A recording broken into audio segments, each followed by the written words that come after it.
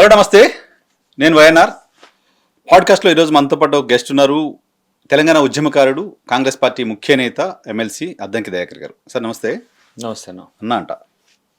అన్న అంట సార్ అనలేను. నేను కూడా అన్ననే అంట. సార్ అంటే దూరంగా ఉంది. సార్ అంటే ఏదో దూరమైనట్టు అనిపిస్తుంది. సార్ నాకు కూడా దూరం అయితే ఎట్లున్నారు?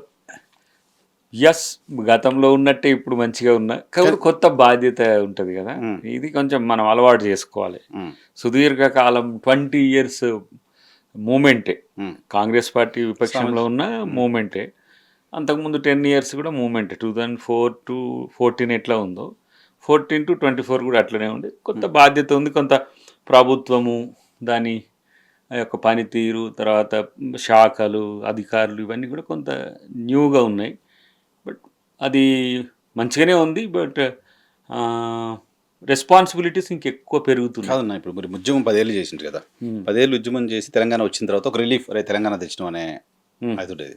ఆ తర్వాత మీరు చట్టసభలోకి వెళ్ళడం కోసం ఇంకో 10 ఏళ్ళు మీరు అనుకున్నా లేకపోయినా మీరు చట్టసభలో ఉంటే బాగుంటుంది అనుకునే వాళ్ళు, సో తెలంగాణ ఉద్యమకారుడు ఉంటే బాగుంటుంది అనుకునే వాళ్ళు. దానికోసం మళ్ళీ 10 ఏళ్ళు. ఇప్పుడు తెలంగాణ వచ్చిన రోజున్న రిలీఫ్ ఓకే అనేది ఇప్పుడు ఉందా? ఒక రకంగా ఎక్కువ రెస్పాన్సిబిలిటీ అనిపిస్తుంది ఇప్పుడు. ఎందుకంటే ఒకటేమో పొలిటికల్ సిస్టంలో ఉండే లుకానాస్, రెండు బ్యూరోక్రాట్స్లో ఉండే ఇష్యూస్. ఇవి ప్రజల కోరికల్ని మనం చేరువయ్యేందుకు మరింత కష్టపడాల్సిన అవసరం ఉందేమో అనిపిస్తుంది. ఇన్ ద గవర్నమెంట్ నుంచి నేను అనుకున్నప్పుడు అనిపిస్తుంది నాకు, ఇంకా మోర్ మనం బెటర్ చేయొచ్చు. ఇప్పుడు రేవంత్ రెడ్డి గారు మ్యాక్సిమం మీరు చూడండి, సెలవు అనేది ఉండదు. ఎవ్రీడే ఒక యాక్టివిజం ఉంటుంది, సంథింగ్ ఏదో ఒకటి. తర్వాత ఇండస్ట్రియస్గా ఉంటాడు. అన్నిటికంటే ముఖ్యంగా ఏంటంటే న్యూ థాట్స్ను పెట్టడానికి, కొత్త కొత్త ఆలోచనలు చేయడానికి చేస్తాడు. అది మనం ఇటువరకు బ్యూరోక్రాట్స్ నుంచి కింది స్థాయి వరకు కూడా ఆ మిషన్తో వాళ్ళని ఇన్వోక్ చేయాల్సిన అవసరం ఉందని అనిపిస్తుంది నాకు. సో ఆయన బ్రెయిన్ ఎంత యాక్టివ్గా ఉంటుందో మొత్తం కింద వరకు లీడర్ ఆలోచించేది కింది స్టాఫ్ వరకు ఉండాల్సిన అవసరం ఉంది. మిషన్ ఒక్కరిదే అయితే కంప్లీషన్ అనేది కష్టం ఉంటుంది. ఇన్ని అసలు వరుసమ్మటి నిన్న చేసింది మొన్న చేసింది ఏందో మర్చిపోయేలోగా ఇంకోటి చేస్తూనే ఉంటాడు. బట్ దీన్ని గ్రౌండింగ్ ఇష్యూస్లలో కొన్ని అనిపిస్తున్నది. ఇప్పుడు ఇన్ని చేసినాక కూడా అరే మీరు 6 గ్యారెంటీలు ఏం చేయలేదంటారు, అది చేయలేదంటుండ్రు, ఏది చేయలేదంటుండ్రు. కేసీఆర్ ఇంట్లో ఉన్నా సరే ఆయన అని చేసిండు, రాకపోతే సెక్రటరియట్ అనే స్థితి ఉండే. మళ్ళీ మంత్రివర్గం చూస్తే నాకు పర్సనల్గా ఎవరి మీద ఉండాల్సిన అవసరం కనపడేది కదా. తుమ్మల నాగేశ్వరరావు గారు, పొంగులేటి శ్రీనివాసరెడ్డి గారు, బట్టి గారిని తీసేద్దాం, బట్టి గారిని ఉంచేద్దాం, ఉత్తమ్ గారిని, కోమటిరెడ్డి గారిని కూడా ఉంచేద్దాం. జూపల్లి కృష్ణారావు గారు మీ పార్టీ నుంచి లేరు, బయటకు వెళ్ళిపోయారు, వచ్చారు. సురేఖ్ గారు మీ పార్టీలో లేరు, బయటకు వెళ్ళిపోయారు, వచ్చారు. సో బయట నుంచి వచ్చిన వాళ్ళకి ఎక్కువ అవకాశాలు. ఇప్పుడు లేటెస్ట్గా అజారుద్దీన్ తీసుకొచ్చి పెట్టారు. అజారుద్దీన్ ఏంటి తెలంగాణ, సరే సామాజిక వర్గం కోణంలో వదిలేసేయండి, అజారుద్దీన్ ఏంటి తెలంగాణ ఏంటి, ఎమ్మెల్సీ కూడా ఇంకా ఇండో కాలం తిరిగి ముందు మంత్రి ఏంటి, ఇవన్నీ గారు పొంగులేటి గారు వచ్చిన తర్వాత ఖమ్మం క్లీన్ స్వీప్ అయింది మాకంటే. ఇంకా వేరే ప్రత్యర్థి శేషం లేదు. తర్వాత ఎప్పుడు క్లీన్ స్వీప్ కాలేదు కాంగ్రెస్ పార్టీకి? పోయినసారి కొంచెం తక్కువ లేదు. కాంగ్రెస్ పార్టీ, టీఆర్ఎస్ పార్టీకి 3 ఎలక్షన్లో ఒకే సీట్ వచ్చింది, మొన్న కూడా ఒకటే సీట్ వచ్చింది. వాళ్ళు వచ్చిన తర్వాత కొన్ని రకాల అదనపు బెనిఫిట్స్ కూడా వచ్చినాయి, అవి మనం చెప్పలేని బెనిఫిట్స్ వచ్చినాయి. జూపల్లి గారు కాంగ్రెస్ నుంచి మంత్రిగా పోయిండు, కాంగ్రెస్ నుంచి. సురేఖమ్మ కూడా అంతే. సీతక్క ఇక ఆల్మోస్ట్ ఆల్ మన రేవంత్ రెడ్డి గారితో అసోసియేట్ ఉన్నది. అయితే ఇప్పుడు అజరుద్దీన్ గారు కూడా మురాదాబాద్ నుంచి, నేను ఉత్తరప్రదేశ్ పోయినప్పుడు అక్కడ కనుక్కున్నా, అప్పుడు ఎలక్షన్ ప్రచారం పోయినప్పుడు, ఒక స్టేబుల్గా ఉండే వ్యక్తి ఆయన. కాంగ్రెస్ పార్టీ ఉండొచ్చు ఆయన తెలంగాణలో. అయితే మేడమే ఇక్కడికి ఆయనను ఇక్కడికి షిఫ్ట్ చేసింది. మురాదాబాద్ ఆయన ఎంపీగా ఉన్న ప్రాంతంలో కూడా కామ్ గోయింగ్ ఒకటి, కమిటెడ్ లీడర్గానే ఉంది ఆయనకు పేరు. నేను అంటే అప్పుడు నాకు అజరుద్దీన్ గారు అంత పరిచయం లేకపోయినా నేను కనుక్కుని వాట్ ఈజ్ అబౌట్ అంటే ఓన్లీ క్రికెటర్ కదా, ఎట్లా ఉందని అంటే ఇష్యూస్ మీద రెస్పాండ్ అయ్యేది. ప్రభుత్వం లేకపోయినా ఎంపీగా తను తీసుకునేది. సరే, ఒక్కొక్క సందర్భం మంత్రివర్గం అంటే ఒక్కొక్క సందర్భం ఒక్కొక్కరికి కలిసి వచ్చే అవకాశం.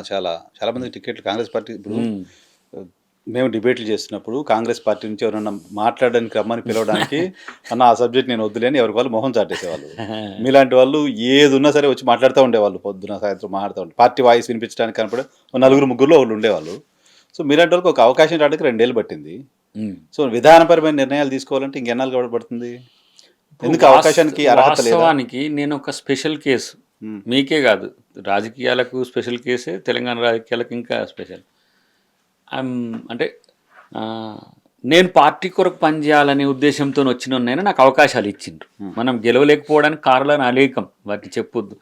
అప్పుడు ఈవీఎంలు చేసిండ్రని ఇంకోసారి అది ఇది ప్రజలకు నచ్చదు. బట్ నేను నా పనితీరు ఏంటంటే అసలు కాంగ్రెస్ గురించి ఎవ్వరు మాట్లాడడానికి కూడా ముందుకు రాని రోజుల్లో నేనే. తర్వాత రేవంత్ రెడ్డి గారు వచ్చిన తర్వాత నాకు ఇంకా ఇక కొంచెం ఫ్రీ హ్యాండ్ అయిపోయింది. ఎందుకంటే ఇక ఆయననే 80% 90% వారే చేసేది. కానీ డిబేట్స్ ఇష్యూ కానీ లేకపోతే ఇష్యూస్ వచ్చినప్పుడు మాత్రం మేమే ఉండేది. కానీ కొంతమంది మిత్రులు, మీలాంటి మిత్రులు కూడా అనేది అరే ఇక కాంగ్రెస్లో ఇంకేముందని ఉంటావన్నాను, అది ఆప్షన్స్ చూసుకోరాదని అంటుండే. బట్ నేనేంటంటే ఆ రోజు సోనియా గాంధీ గారు కలిసిన రోజు నాకు ఆమె ఫస్ట్ టైం టికెట్ క్లియర్ చేసేటప్పుడు చెప్పింది ఇట్లా అని, టికెట్ ఇస్తున్నామని కాదు, మీరు ఉద్యమాల్లో కూడా ఉన్నారు కాబట్టి పార్టీ కొరకు కొంచెం కమిటెడ్గా పనిచేయండి అని చెప్పి. ముందు రోజు కేసీఆర్ గారు కలవకంటే ముందు ఆమెను కలిసినాం. మేము కలిసినప్పుడు నన్ను స్పెషల్గా చూసి నువ్వు ఇట్లా అని, చిన్నగా ఉన్నావు కదా కాంగ్రెస్ కెరీర్ని ఆప్షన్ చేసుకో, నేను మంచి అవకాశం కల్పిస్తానని. అంటే కొంచెం ప్రత్యేకంగా చూడడం ఒకటి. నాకు నా భావజాలానికి కాంగ్రెస్ భావజాలానికి దగ్గర సంబంధాలు ఉంటాయి. కొన్ని వైరుధ్యాలు ఉండొచ్చు కాక అంబేద్కర్ గారి విషయంలోనో ఇంకా ఇతరత్ర కొన్ని, కానీ నేను నా ఆలోచనలకు దగ్గరగా ఉండడం ఒకటి. ఫస్ట్ టైం అంటే సరే ఉద్యమకారుణ్ణి, టికెట్ ఇచ్చిండ్రు, గాలిలో కేసీఆర్ వచ్చిండు. కానీ రెండవసారి నేను ఇంకా టికెట్ అడగలే వాస్తవానికి. ఎందుకంటే ఓడిపోయిన వాళ్ళు టికెట్ అడగాలి, టికెట్ అడిగితే ఏమో తెలుసు కదా, వాళ్ళ ఎకనామిక్స్ ఈజ్ ఇంపార్టెంట్గా, సివిక్స్ అంటే ఓకే. అంటే అప్పుడు మళ్ళీ నన్ను పిలిపించిండ్రు. నేను ఎక్కడో గోకర్ణలో ఏదో పితృ పూజలని చేసుకుంటా అక్కడ ఉన్నా. నాకు ఏఐసిసి నుంచి ఫోన్ వచ్చింది, నువ్వు ఎందుకు నువ్వు అడగట్లేవు టికెట్ అని అన్నాను. 2300తోనే కదా నువ్వు, మా అందరు 30-40 వేలతో పోయిన వాళ్ళు వచ్చి టికెట్ అడుగుతుండ్రు, నువ్వెందుకు అడగట్లేవు అని అంటే, సో అది పీసీసీ గారు వాళ్ళ నిర్ణయం తీసుకుంటారు సార్, నేను పని చేయడానికి ఉన్నా అంటే మళ్ళీ పిలిపించి రాహుల్ గాంధీ గారు ఇంటర్వ్యూ చేసి ఇట్లనే అంటే మీరు ఏం చెప్తే అది చేయడానికి ఉన్నా నేను ఇక్కడ అంతే, కంటెస్ట్ చేయమంటే కంటెస్ట్ చేస్తా, ఎంపీ చేస్తావా అని అంటే మీరు ఎట్లా అనుకుంటే అట్లా అని చెప్పి నాకు ఎమ్మెల్యే టికెట్ ఇవ్వడమే కాకుండా అన్ని రకాలుగా వాళ్ళు చూసుకున్నారు. అప్పుడు కోర్స్ జిల్లాలో అందరూ కూడా నాకు మంచిగా సహకరించిన వాళ్ళే. మొన్న దివంగతులైన దామోదర్ రెడ్డి గారితో పాటు కోమటిరెడ్డి బ్రదర్స్ వీళ్ళంతా కూడా, ఆయన సెకండ్ టైం చేసి ఏం చేసిండు మనోడు కేసీఆర్ మొత్తం 20 EMs జడగొట్టిండు. అయితే 2 times నాకు కమిటెడ్గా పార్టీ నా వెంట ఉండి నన్ను వెన్ను తట్టి ఉన్నప్పుడు నేను పార్టీని ఎట్లా నేను ఇప్పుడు అవకాశాలు వచ్చినప్పుడు తీసుకున్నాడు. మరీ స్వార్థపరలమే కానీ ఇంత స్వార్థపరలం కాదు. ఇప్పుడు 10 ఏళ్ళ నుంచి ఇది చేస్తాం అని చెప్తూ వచ్చి అరే చేసే దగ్గర అవకాశాలు లేకుండా పోయినాయి. మనకి కొంచెం ప్రేమికులు ఎక్కువ ఉన్నారు కదా నాకు, కాబట్టి కొంచెం డిలే అయింది. కానీ ఇచ్చిండ్రు కదా. ఇంకొకటి రెండవది ఏంటంటే, నేను కాంగ్రెస్ పార్టీకి ఎంత అవసరమో నాకు అంత అంచనా లేదు, కానీ కాంగ్రెస్ పార్టీ నాకు అంతకంటే ఎక్కువ అవసరం నా వ్యక్తిగత జీవితానికి, నా పొలిటికల్ లైఫ్. కానీ కాంగ్రెస్ పార్టీలో ఎలా ఉండాలో, కాంగ్రెస్ పార్టీలో ఉండే ఏం చేయాలో, కాంగ్రెస్ పార్టీలో ఉండాలంటే ఏం చేయాలో కూడా తెలియాలి కదా. తెలియాలి, కానీ ఆ టైప్ సైకిల్ లేదు మన కాంగ్రెస్ పార్టీలో. ఓకే సోనియా గాంధీ లాగా బాగానే ఉన్నావు, యాక్టివ్గా ఉన్నావు రా అని పిలిచి ఇచ్చే పరిస్థితి ఉందా ఇప్పుడు? ఇప్పుడు వాళ్ళు కనెక్టింగ్ తర్వాత రేవంత్ రెడ్డి గారు వచ్చిన తర్వాత స్పెషల్ కేర్ ఉంటుంది. రేవంత్ రెడ్డి కేసు మీరు ఇక నేను ఎక్కువ ఆలోచించను కూడా. అప్పుడు అది ఎమ్మెల్యే ఎంపీ ఇవన్నీ రానప్పుడు ఇక మొదటి నుంచి మంత్రి నుంచి మొదలైనాయి కదా అన్ని, మంత్రి ఇచ్చి ఎమ్మెల్సీ ఇవన్నీ నేను పట్టించుకోలే. ఏంది ఇక పెట్టేటోడే మనోడు ఉన్నాడు, పెడితే ఏది పెడితే అది తిందాం, లేదంటే కడుపు మార్చుకొని కూడా ఉండగలను నేను అని చెప్పి అట్లా ఉన్న. ఒకసారి 2-3 సార్లు మిస్ అయిన తర్వాత అన్నాడు, ఫీల్ అవుతున్నావు అని. 20 years ఇండస్ట్రీ, ఇక్కడ ఏం లేకుండా ఉన్నా. నువ్వు సీఎం అయినాక నాకు ఏం సమస్య ఏంది, ఎప్పుడైనా ఏదో ఒకటి, ఇంత పెద్ద పవర్లో నాకు ఇవ్వడం పెద్ద సమస్య కాదని అంటే, లేదు చేద్దామని అది ఎమ్మెల్సీ చేసిండు. ఎమ్మెల్సీ చేసిన టైంలో కూడా చాలా కాంపిటీషన్ ఉండే. బట్ ఏఐసిసి కూడా అరే ఇన్ని రోజులు మనం డిలే చేయడం ఎందుకు దయాకర్ కానీ. ఇప్పుడు ఏంటంటే బార్గెనింగ్ కెపాసిటీ ఒకటి, తర్వాత ఈ పర్సువేషన్స్ ఇంపార్టెంట్ కాంగ్రెస్ రేవంత్ రెడ్డి లేకపోతే నేను కాంగ్రెస్ అంటే ఇష్టం, రాహుల్ అంటే ఇష్టం, సోనియా అంటే ఇష్టం అని కూర్చుంటే మీరు అక్కడే ఉంటారు కదా.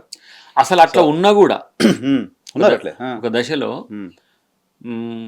సెకండ్ హాఫ్ మీన్స్ అంటే సెకండ్ టైం డిఫీట్ అయిన తర్వాత ఒక ఒక ఒక డ్రాగ్ టైం, అది దాన్ని ఏమనాలి, ఒక సందిగ్ధ అవస్థ, సంధికాలం కూడా. నేను ఇది మొనాటని అనిపిస్తలేదు కానీ ఎట్లా అనే స్థితి. ఇంకా రేవంత్ రెడ్డి గారు రాలే, ఉత్తమ్ గారు బాగానే ఆయన స్థాయిలో ఆయన కౌంటర్ చేస్తున్నాడు. అప్పుడు శ్రవణ్ గారు ఉండే కొంత, అంటే మెయిన్ మీడియా వాయిస్ నేను క్షేత్రం నేను కాన్సన్ట్రేట్ చేయాలి, ఎందుకంటే నేను నా మాటతోనే కాంగ్రెస్కు బలం అందించాలి. నేను తుంగదుర్తిలో ఉంటే ఊరు తిరిగితే అది అది దామోదర్ రెడ్డి గారు ఉన్నారు, వెంకటరెడ్డి గారు, మన రాజగోపాల్ రెడ్డి గారు, వాళ్ళు అక్కడ సైన్యం మంచిగానే ఉంటుంది. టికెట్ ఇస్తే వాళ్ళు గెలిపేయడానికి ఎప్పుడు తుంగతుర్తి సిద్ధంగానే ఉంటుంది. కానీ నేను పార్టీకి వైడర్ రేంజ్లో ఉపయోగపడాలి. చాలామంది మిత్రులు అంటారు, నువ్వు టీవీలో వదిలేసి క్షేత్రంలో తిరిగితే గెలుద్దు అని. గెలిచినప్పుడే ఓడగొట్టే. అసలు ఒక విచిత్రం అనిపిస్తుంది ఏంటంటే 6 years అయింది హైకోర్టులో మనం కేసు వేసి. సింపుల్, పోలైన ఓట్లకు లెక్కించిన ఓట్లకు తేడా ఉంది చెప్పమని. అట్లాంటప్పుడు మనకు జ్యుడిషియరీ మీద కూడా ఒక నమ్మకం కోల్పోయే పరిస్థితి. ఆ ఎలక్షన్ అయిపోయింది, ఎమ్మెల్యే ఓడిపోయి ఇంకో కొత్త ఎమ్మెల్యే వచ్చింది, ఇంకా నేను ఎమ్మెల్యేనా కాదా అని నేను అడుగుతున్నా హైకోర్టును, మళ్ళీ సుప్రీంకోర్టులో. అట్లాంటి పరిస్థితి ఒక సందిగ్ధ కాలంలో రేవంత్ రెడ్డి గారు ఇటు వస్తుండ్రు అనే దానివల్ల ఇంకెక్కువ కొత్త నూతన ఉత్తేజం వచ్చింది, మళ్ళీ పికప్ అయింది. అంటే మొనాటని ఎప్పుడు కూడా ఏంటంటే మనకు ఒక లక్ష్యం, ఆశయం ఉన్నప్పుడు కొట్లాడే తీరుకు, ఏదో ఇక సోసోగా ఉండే తీరుకు చాలా తేడా ఉంటుంది. అదే ఇప్పుడు ఆ లక్ష్యం అయితే ఉండాలి కదా, ఏదో ఒకటి. మంత్రి పదవి ఆకలి లేదా దయాకర్ కంటే ఏం చెప్తారు? డెఫినెట్గా ఉంటుంది నాకు తెలిసి ఎప్పటికైనా అది ఆ అవకాశం ఉంటుంది. ఇప్పుడు ముఖ్యమంత్రి గారు అని కాదు, ఏఐసిసి దృష్టిలో కూడా ఉంటుంది. బట్ ఇక్కడ లోకల్ ఛాలెంజెస్ ఎక్కువైపోయినాయి కదా. సో దయాకర్ మనవాడు కాబట్టి ఉండగలుగుతాడు అని. ఇప్పుడు కొత్తగా వచ్చిన కూడా నేను మంత్రి, అసలు మొదటి నుంచి మంత్రి ఉన్నోడు మంత్రి లేకుండా అయిపోయిన పరిస్థితి. కానీ అధిష్టానం ఆలోచిస్తుంటుంది. సో కొంత కమ్యూనిటీ కాంపిటీషన్ ఒకటి, తర్వాత ఏమనాలి ఇంకా చెప్పాలంటే స్టేట్ వైడ్ ఇష్యూస్ కూడా కొన్ని. కమ్యూనిటీ కాంపిటీషన్లో కూడా ఇచ్చిన పర్సన్, మీ కమ్యూనిటీ నుంచి ఇచ్చిన పర్సన్ కూడా 4, 5, 6 సార్లు పార్టీలు మారి వచ్చిన వ్యక్తి కదా.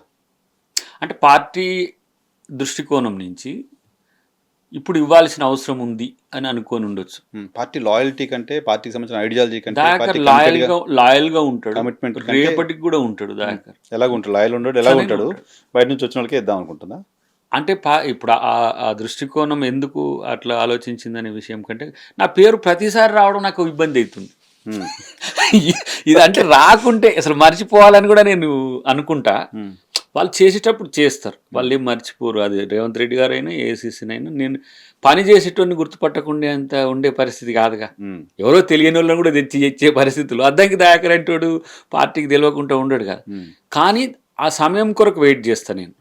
సో నేను ఇప్పుడు ఎమ్మెల్సీ ఉంది కదా, ఎమ్మెల్సీ అనే పదానికి మరింత బలం చేకూర్చే ప్రయత్నాలు చేయాలి నేను. ఎమ్మెల్సీలు ఎమ్మెల్యేలు కాకుండా అసలు MLC can do something for the society అనేది చేయాలనేది ఒకటి. మనం ఏ పాత్ర వేసినా దానికి న్యాయం చేయాలి.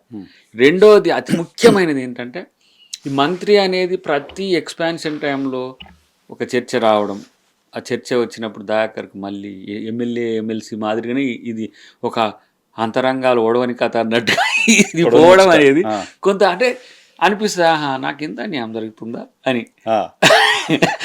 వాస్తవంగా ఏంది, జనరల్ దయాకరే ఉంటాడు ఇప్పటికీ. ఎమ్మెల్సీ అయినా, మంత్రి అయినా, అసలు ఏం కాకపోయినా జనరల్ దయాకరే ఉంటాడు నాకు. కానీ వీళ్ళు అంటున్నప్పుడు, ఇచ్చి చేస్తున్నప్పుడు, సార్ మీరు ఎట్లా ఉండాలి సార్, మీరు అట్లా సార్ అన్నప్పుడు, ఓహో ఏంది ఈ పరిస్థితి అని అనిపిస్తుంది. కానీ ఫ్యూచర్ మనదేగా, రేపు మనదే కదా. ఇప్పుడు అందరు ఈక్వల్ ఏజ్ గ్రూప్ వాళ్ళు ఇప్పుడు పోటీకి వచ్చిండ్రు. ఇప్పుడు ఉన్నదండి వాళ్ళకంటే జూనియర్ నేను, మీన్స్ 50+ ఎవరైతున్నారో. దాకరికి ఏజ్ ఉన్నది కదా అని కూడా అనుకోవచ్చు కదా. కొంతమంది 60+ కూడా ఉన్నారు. సో రేపు మళ్ళా నేను పార్టీకి దన్నుగా ఉండాల్సిన పరిస్థితి వచ్చినప్పుడు, చాలా సీరియస్గా ఉండాల్సి వచ్చినప్పుడు వాయిస్ విలువ ఉండాలి. అంటే నేను కొట్లాడేది ఎవరితోని, ఒక ఎక్స్ సీఎం కొడుకు, లేకపోతే ఎక్స్ సీఎం అల్లుడు, మాజీ మంత్రులు, వాళ్ళ స్ట్రేచర్ ఆ స్థాయి. కానీ దయాకర్కు ఉద్యమ స్ట్రేచర్ ఉంది కాబట్టి దయాకర్ మాటకు విలువ ఉంది. పదవితో, హోదాతో వచ్చే ఉద్యమం వల్ల వచ్చిన గౌరవం, ఉద్యమం వల్ల ఉద్యమం నుంచి వచ్చిన గౌరవం కమిట్మెంట్తో ఉండేది. ఇప్పుడు మీడియా మిత్రులు కూడా ఎందుకు నాకు ఒక వీడియో తీసి పెట్టినా కూడా దాన్ని బ్రేకింగ్ లేయగలుగుతారు. ఎందుకంటే మనం మాట్లాడేది సూటబుల్గా ఉంటుంది, ఏదో వ్యక్తిగత స్వార్థంతో చేసేది కాకుండా ప్రజలకు ఉపయోగపడేదో లేకపోతే పొలిటికల్ కౌంటర్ ఉంటుంది. కాబట్టి 10 ఏళ్ళు కాంగ్రెస్ కార్యకర్తలు నాయకులు పోరాటం వల్ల వచ్చిన అధికారాన్ని కాంగ్రెస్ పార్టీతో సంబంధం లేకుండా బయట నుంచి వచ్చిన వాళ్ళ చేతిలో పెట్టేశారు అని ఒక ఇంప్రెషన్ ఉంది. మీరు అంటున్నట్టుగా కాంగ్రెస్ పార్టీకి డబ్బులు పెట్టిన వాళ్ళ వల్ల, కాంగ్రెస్ పార్టీ కొత్తగా వచ్చిన వాళ్ళ వల్ల కాంగ్రెస్ పార్టీ అధికారంలోకి వచ్చిందని చాలామంది అనుకోలేం.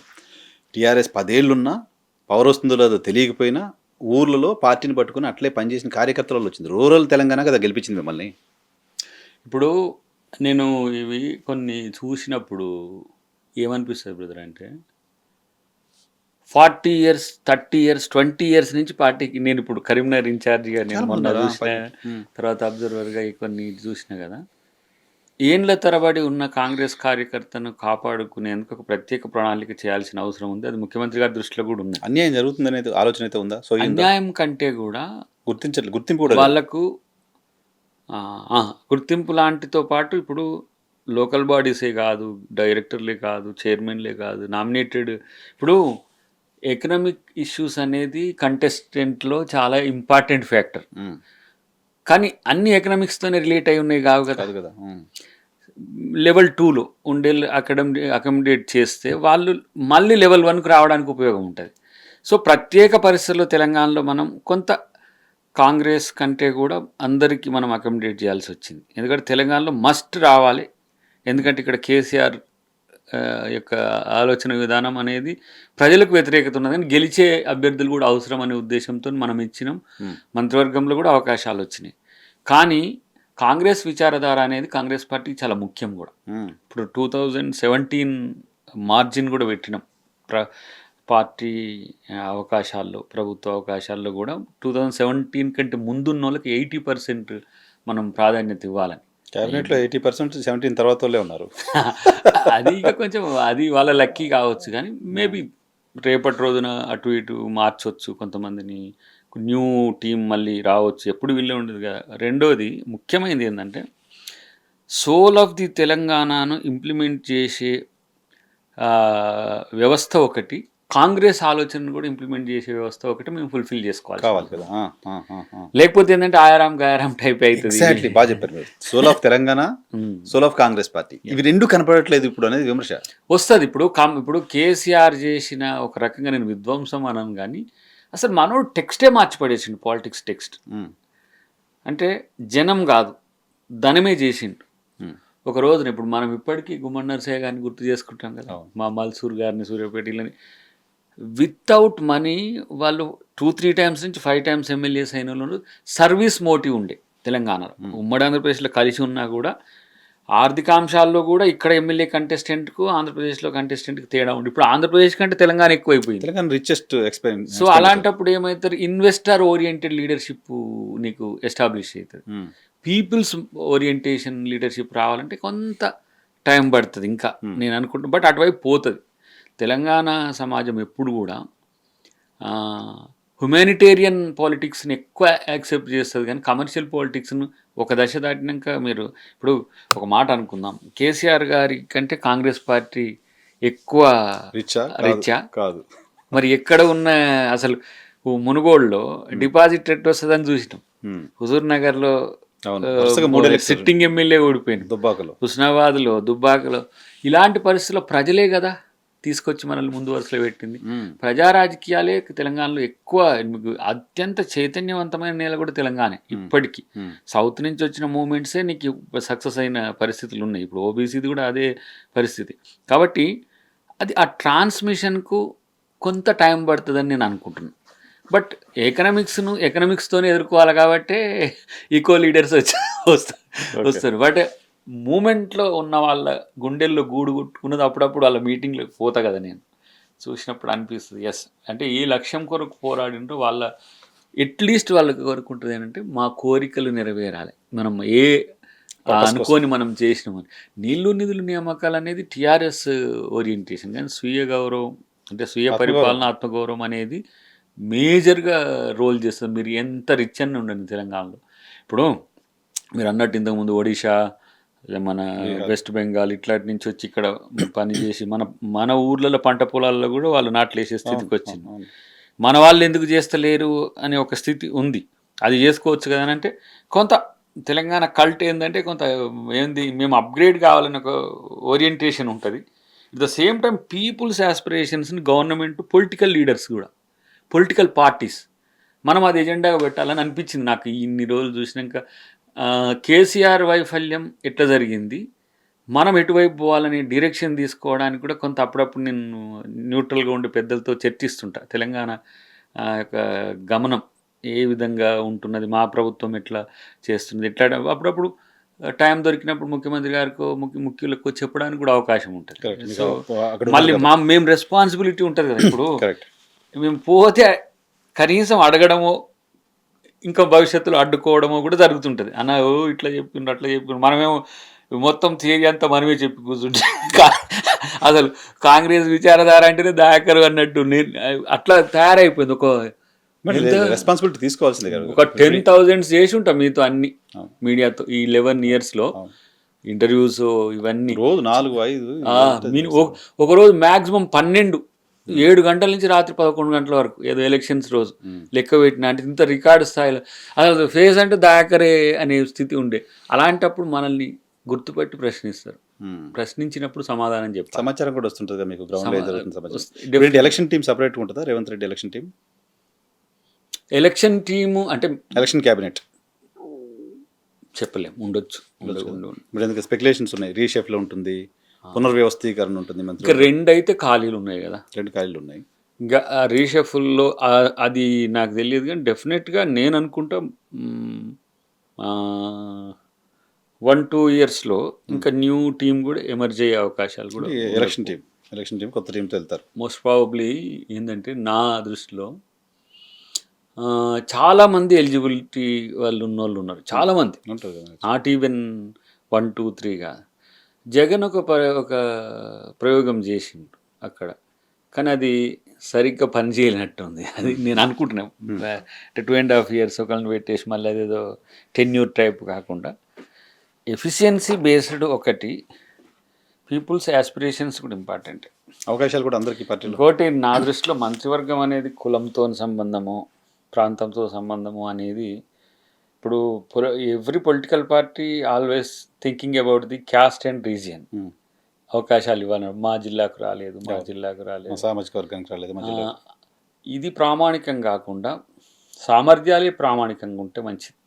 నాకు మొత్తం నాట్ ఈవెన్ కాంగ్రెస్ పార్టీ, నేను కేసీఆర్ టైంలో కూడా అంటుంటే వీళ్ళని ఎందుకు ఇచ్చింది, వీళ్ళకి ఏం అవసరం, పాపం వాళ్ళు వెనక పేజీలో చూసి కూడా చదవలేని వాళ్ళు మంత్రులు అయితే ప్రజల గురించి అసలు మంత్రి అంటే ఏంది, ఆ శాఖ మీద సంపూర్ణమైన అవగాహనతో పాటు క్షేత్రస్థాయిలో అది అమలుకు సంబంధించిన అంశాల మీద కూడా స్పష్టత ఉండాలి. ఇంకోటి తెలంగాణ సమాజం పట్ల స్పష్టత ఉండాలి అన్ని డిపార్ట్మెంట్లకు. అసలు తెలంగాణ ప్రజల యొక్క కోరికలు ఏంది. ఇప్పుడు ఎడ్యుకేషన్ ఉంది, ఎడ్యుకేషన్లో క్షేత్రంలో ఉన్న ఆదిలాబాద్ స్టూడెంట్కు హైదరాబాద్ స్టూడెంట్కి తేడా ఉంటుంది, ఈక్వల్గా మనం కాంపిటీషన్ పెడుతుంటాం. ఉండదు. ఇప్పుడు హోమ్ ఉందనుకోండి, క్రైమ్లో కూడా హైదరాబాద్ క్రైమ్స్కు ఇప్పుడు వీటికి తేడా ఉంటుంది. ఇట్లా ఎకడమిక్గా కూడా ఉండాలి.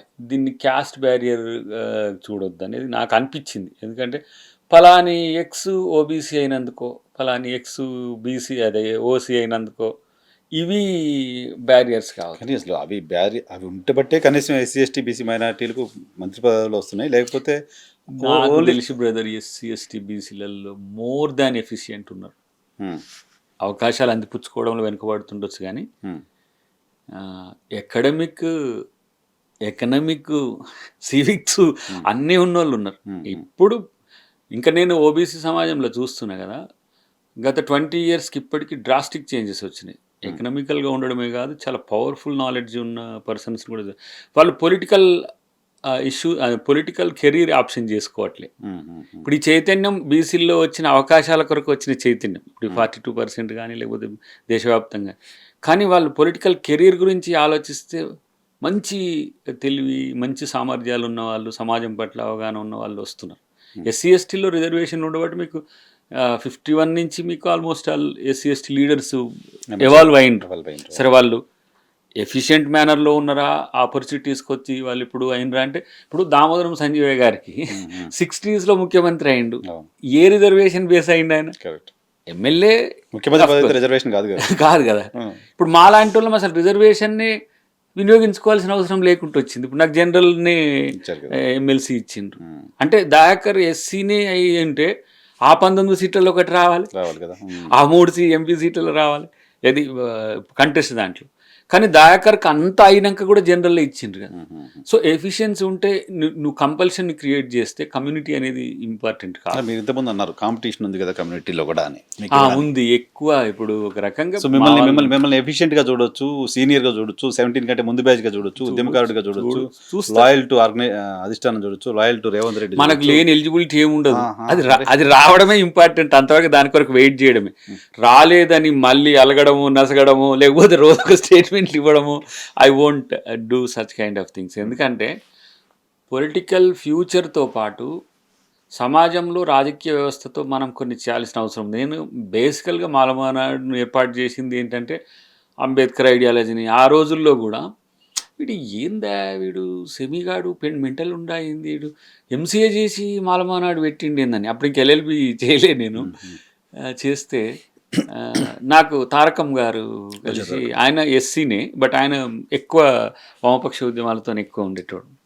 దాకా నాకు ఈ తెలంగాణ అనేది నచ్చదు, ఈ మాలమానాడు అనేది నచ్చదు, ఇవి రెండు పెట్టి కూర్చున్నావు, నువ్వేమో ఎంసీఏ ఎంకామ్ చేసి ఉన్నావు, ఎందుకు ఇది అన్నాడు. సార్ నేను సర్వీస్ చేయడానికి కమ్యూనిటీతోనే మొదలవుతున్నా అని చెప్పిన.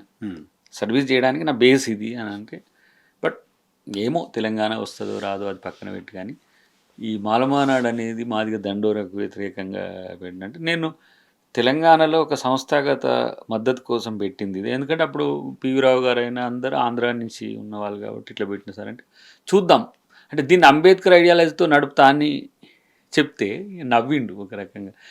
ఏమో ఈ కాలంలో అందరు అంబేద్కర్ పేరే చెప్తా ఉన్నారని. అట్లా మనం కెరీర్ అయినప్పుడు మొదలైనప్పుడు నేను తెలంగాణ మూవ్మెంట్లోకి రావడం అనేది ఒక పెద్ద బిగ్ బ్యాంగే. నాకు అది ఒక అదృష్టం అని అనను, కానీ ఆ అవకాశం రావడం మాత్రం నన్ను నేను ఇంత తెలివి కల్లోనైతే కాను. ఫోర్ ఫ్రంట్లో ఉండి పనిచేశారు కదా ఇంత అంటే మీరు ఊహిస్తున్నంత తెలివి కల్లోనైతే కాను, కానీ ప్రజలు నేర్పిన తెలివి చాలా ఎక్కువ. ఇప్పుడు చాలా మంది అంటారు దయాకర్ చాలా సెన్సిబుల్గా చాలా గ్రాస్ రూట్లో మాట్లాడుతా అంటే ప్రజలు ఇచ్చిన తెలివి అది. నువ్వు ప్రజల్లో ఒక్కసారి పడితే చాలు నిన్ను వాళ్ళే నాయకుని తయారు చేస్తారు. ఇదంతా మనం మేధావులు అనుకోవడం అనేది ఒక చిన్న ఉదాహరణలు కూడా ఉంటాయి, చిన్న చిన్న వాళ్ళకు ఉన్నంత ఆలోచన శక్తి. చాలామంది లీడర్ అయినాక నేను పెద్ద లీడర్ అయినా వాళ్ళు ఎంత మామూలుగా అని నేను అప్పుడు ఒక సేయింగ్ చెప్తుంటే, కాళేశ్వరం గురించి మేము ఎంత చెప్పినా కూడా సరిగ్గా ఎక్కకపోయేది. ఒక ఆయన మా తుంగతుర్తిలో ఒక పెద్ద ఆయన ఇది మేము చెప్పే అంతే విని, అరే దయాకర్ భాయ్ అందరు తలకాయ మీద నీళ్ళు పోసుకుంటే కాళ్ళు తడుస్తాయి, తలకాయ మీద పోసుకుంటే చెమ్ముతోని, ఈయన కాళ్ళ కాంచి నీళ్ళు పోస్తా అంటే ఏం దయానా అన్నాడు. అయిపోయి ఎంత థియరీ అది, మీకు ఎంత డైనమిజం ఉంది దాంట్లో, అంటే వాళ్ళు అంత బ్రైట్గా ఉంటారు. సో దాని తర్వాత మూమెంట్లో ఎక్స్పోజ్ అయిన తర్వాత ఆల్మోస్ట్ ఆల్ పాలిటిక్స్ కూడా లేదు. పోస్ట్ తెలంగాణ మూమెంట్లో ఉందామని కోదండరామ్ గారితో కూడా నేను చెప్పిన. కానీ సోనియా గాంధీ గారిని కలవడము, దామోదర నరసింహ గారు తర్వాత వీళ్ళంతా కలిసి నన్ను దీంట్లో జాయిన్ చేయడం అనేది, కాంగ్రెస్లో జాయిన్ కావడం అనేది ఒక రకమైన అప్గ్రేడ్ నాకు. ఎమ్మెల్సీ మనం అనుకుంటున్న మంత్రో ఇంకేదో ఇవన్నిటికంటే కూడా కాంగ్రెస్లో పనిచేయడం వల్ల 2 తెలుగు రాష్ట్రాలే కాదు, తెలుగు తెలిసిన ప్రతి వాళ్ళకు దయాకర్ తెలిసింది. అవును, తెలంగాణ మూమెంట్లో అఫ్కోర్స్ ఆ ఎక్స్ప్లోషన్లో తెలిసినాం, కానీ మనిషిని, రాజకీయాన్ని, సర్వీస్ను థియరీ నుంచి ప్రాక్టికల్గా తెలుసుకోవడానికి కాంగ్రెస్ నాకు ఒక పెద్ద వాహకమైంది. అందరు మహాసముద్రం అది అర్థం కాదంటారు, కానీ కాంగ్రెస్ అనే షిప్లో నేను ఎక్కడం వల్ల నేను చాలా తెలివి కళ్ళు ఉన్నాయినా కాబట్టి దానికి ఆ కృతజ్ఞత ఇస్తూ ఉంటాను నేను.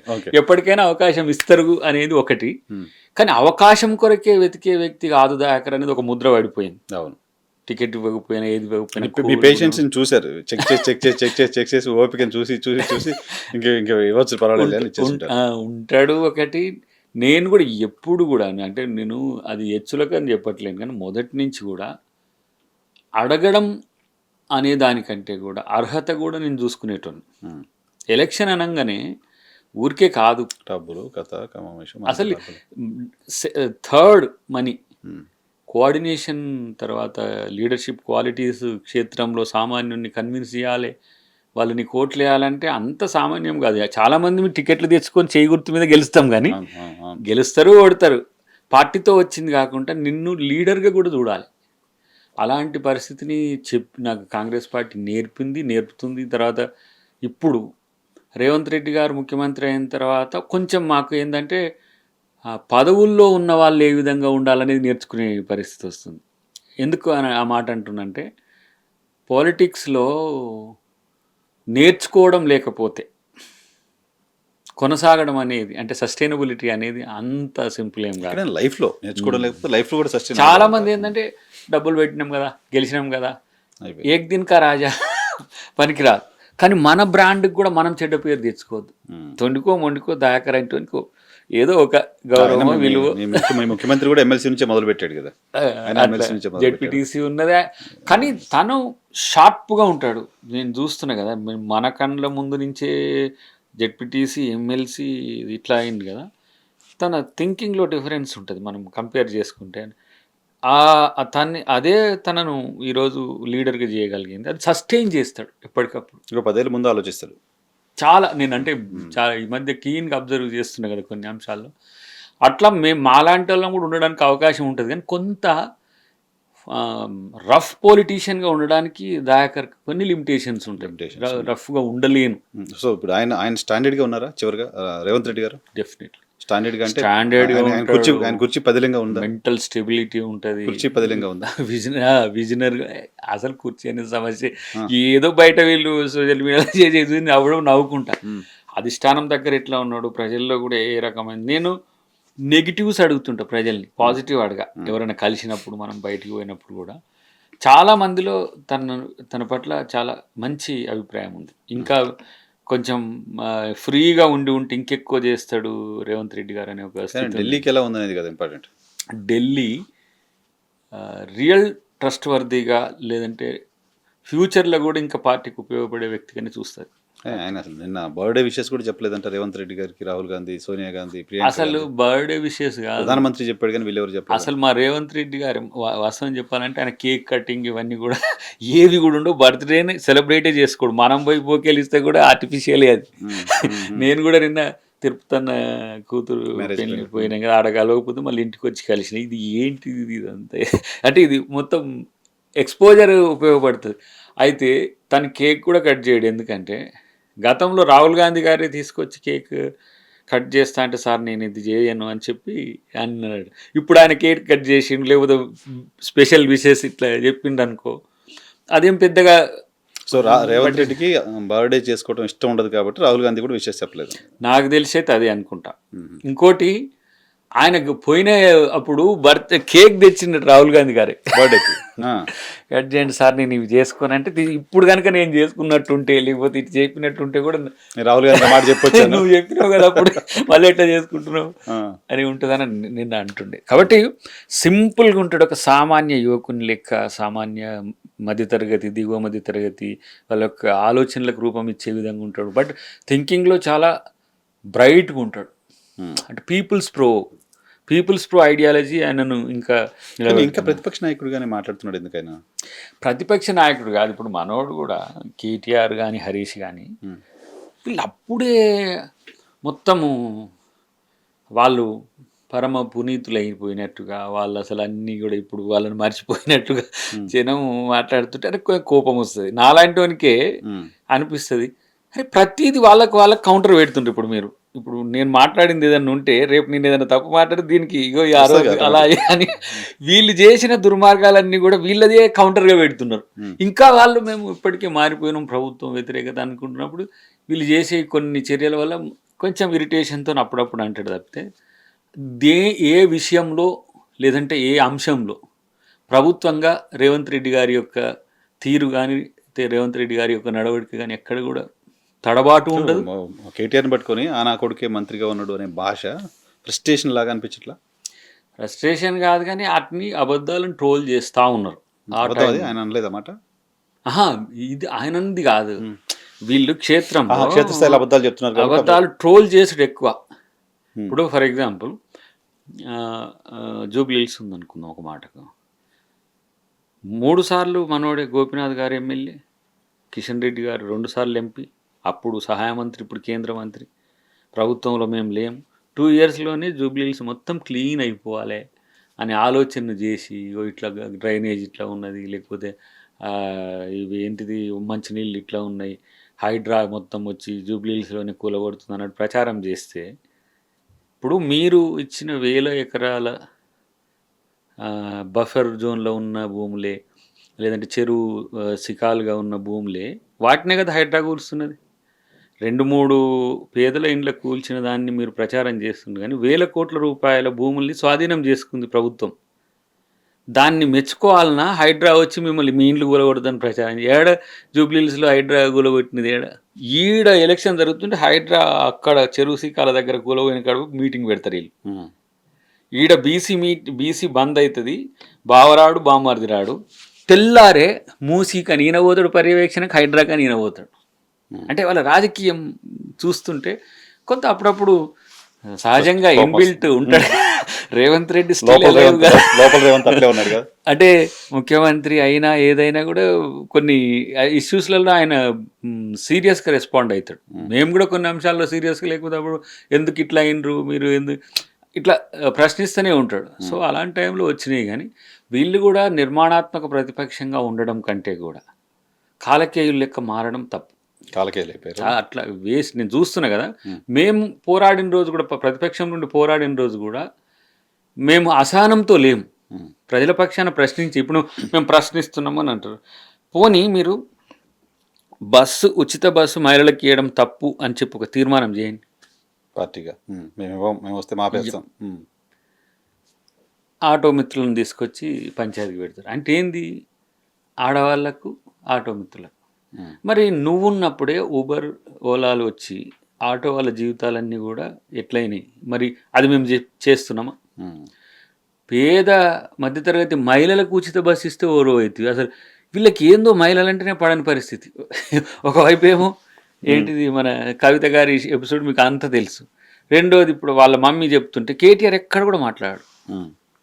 నన్ను కలవనీయకపోయింది ఆయన అంటే, ఆయన ఎప్పటికీ భాషను కొడుతూ ఉంటాడు మనోడు ఈవెంట్ మేనేజ్. అది కొంత అసహనానికి గురై ముఖ్యమంత్రి గారు అట్లా మాట్లాడుతున్నా నేను అనుకుంటున్నాను. ఎందుకంటే రోడ్ షోస్, పొలిటికల్ స్పీచెస్ ఎప్పుడు కూడా కొంచెం ఫెరోస్ చేసుకుని ఉంటాయి.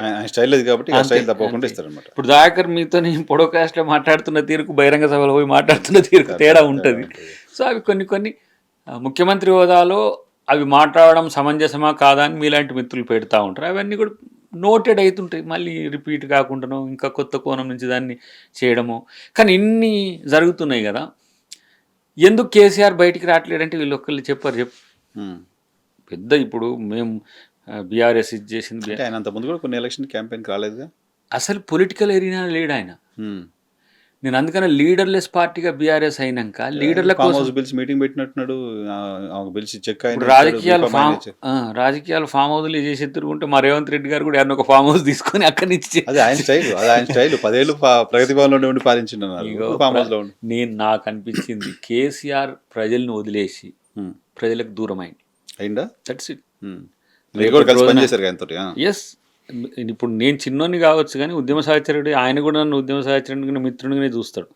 పొలిటికల్ అపోనెంట్స్ మేము, వ్యక్తిగతంగా మాకేం ఏం లేవు. ఎవరైనా సరే, హరీష్ రావు గారైనా కేటీఆర్ అయినా వ్యక్తిగతంగా కలిసినప్పుడు మేము మంచిగానే మాట్లాడుకుంటాం. కానీ రాజకీయాలకు వచ్చినప్పుడు షూడ్గా చేస్తాం. కానీ ఆయన ఒక లెజెండరీ పొలిటీషియన్గా అనుకోవడానికి ఆయన అనుకోవచ్చు, కానీ నాయకుడు ఎప్పుడు ప్రజలతోనే ఉండాలి. నాయకుడు ప్రజలతో లేకపోతే యు మిస్ సంథింగ్.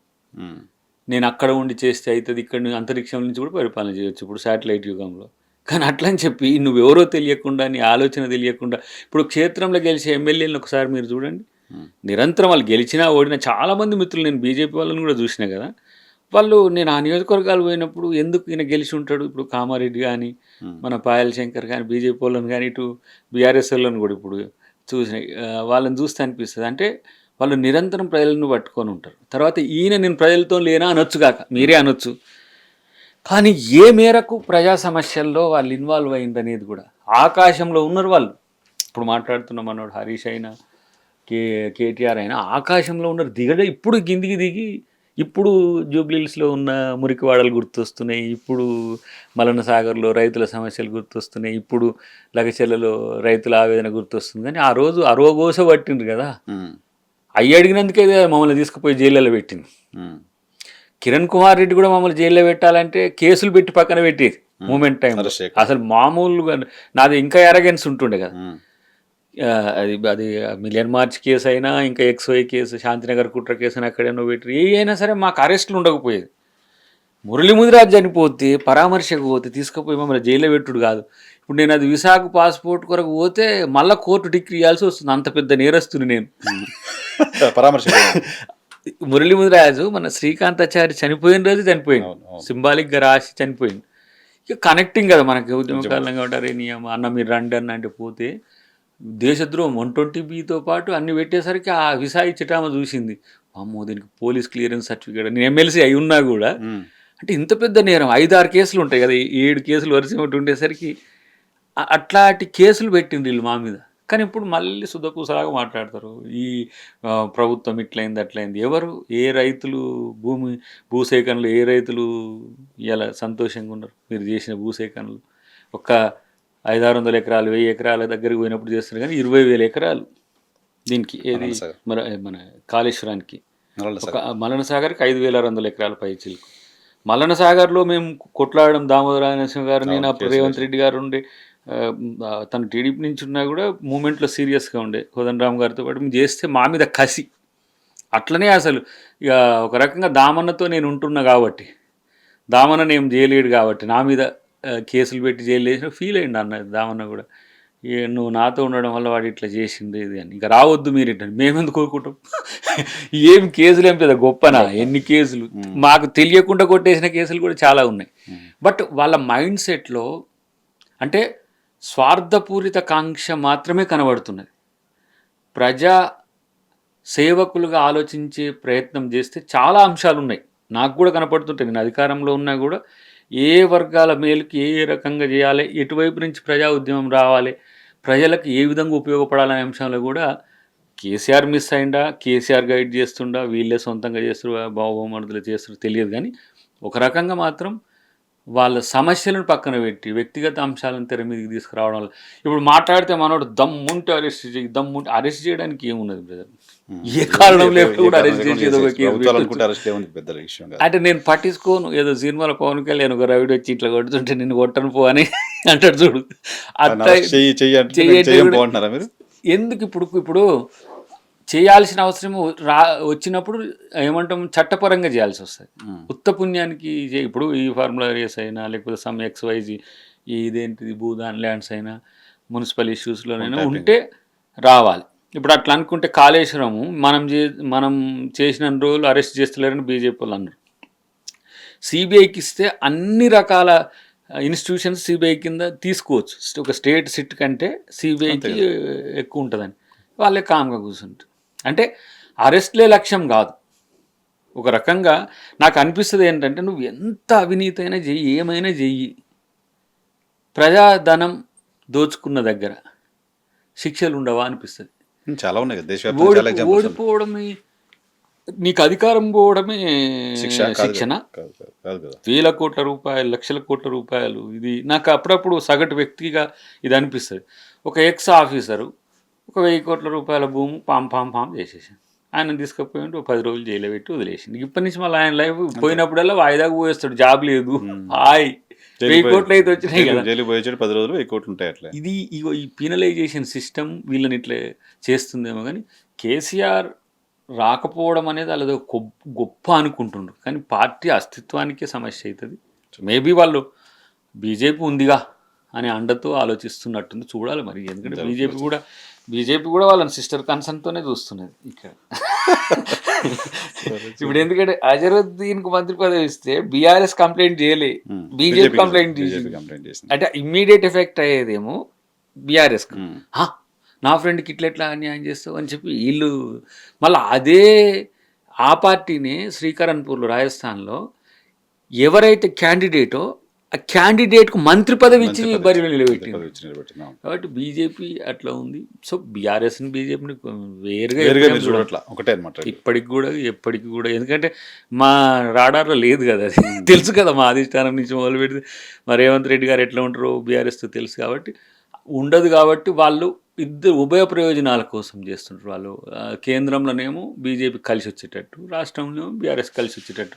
మరి మిత్రుని లేపే పనిలో రేపు ఏమవుతారో అనే విషయం పక్కన పెడితే, ఇప్పుడు ఒకవేళ జూబ్లీహిల్స్లో మీకు ప్రతికూల ఫలితం వస్తే తెలంగాణ ప్రభుత్వం పైన ఏమైనా ఇంపాక్ట్ చూపిస్తుంది? ఏముండదు, అంతేనా? అసలు రాదు, ఫస్ట్ ఉండదు. ఇలా ఆలోచన ఏంటంటే ఏమంటాం, మా ముఖ్యమంత్రి గారి భాషలో సునకానందం అటు ఫీల్ అవుతారు. కానీ అసలు గ్రౌండ్లో వాళ్ళు చేస్తున్న పనికి ప్రచారానికి చాలా తేడా ఉంది. డెఫినెట్గా ప్రజలు నవీన్ యాదవ్ విషయంలో ఎందుకు అంత పాజిటివ్ ఉందంటే, ఒకసారి ఓడిపోవడము, తర్వాత అది పొలిటికల్ లైఫ్లో ఆ కాన్స్టిట్యూన్సీతోనే ఉండడం, సోదరేమో తర్వాత వచ్చింది కాబట్టి ఆమె మీద అంటే మీన్స్ సానుభూతి తప్ప ఇప్పుడు మనకిప్పుడు ఒక 20-25 ఇయర్స్ లీడర్ కావాలి ఇప్పుడు మా పార్టీ నుంచి కూడా.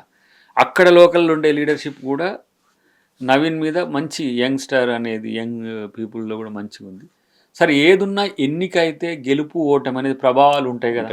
ఎంత మేరకు అని అంటే డ్రాస్టిక్ చేంజెస్ ఇప్పుడు వాళ్ళకి ఏంటంటే నిరూపించుకోవాల్సిన స్థితికి వచ్చింది. ఎంపీ ఎలక్షన్స్లో 0 వచ్చిన తర్వాత మళ్ళీ బీఆర్ఎస్ ఉనికిలో ఉంది అని చెప్పుకోవడానికి ప్రయత్నం చేస్తుంటారు.